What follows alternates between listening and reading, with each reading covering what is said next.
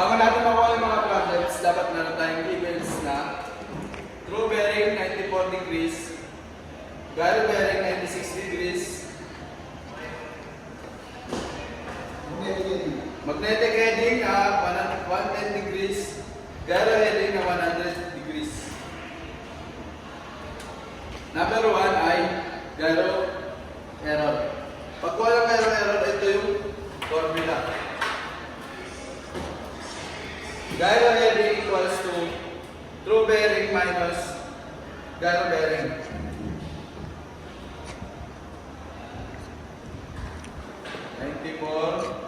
Degrees.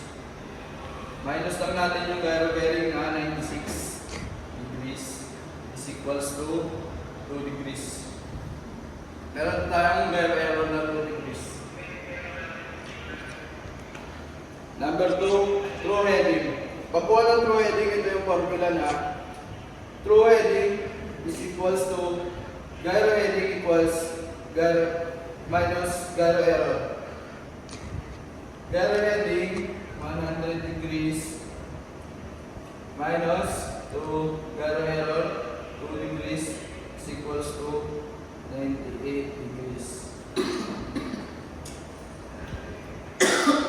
Number 3 ay magnetic error.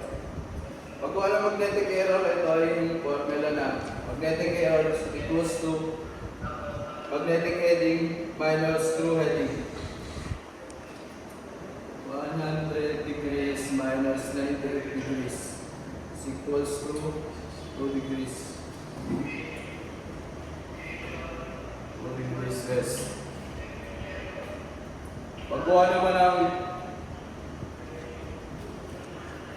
present dilation ay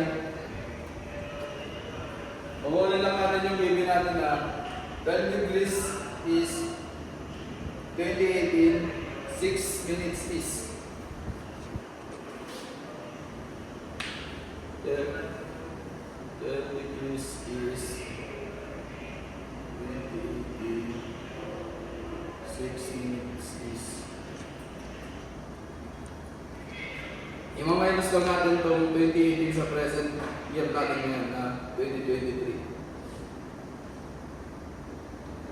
2018 minus 2023 equals to 5. Tapos, i-bring down natin itong 6 minutes at dito times natin sa 5. Magiging 30. 60. Divide lang natin ito.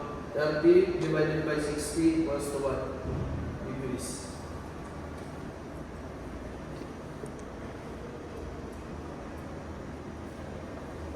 Sa deviation naman ay magnetic error plus present direction. 2 degrees plus 1 degree is equals to 3 degree west.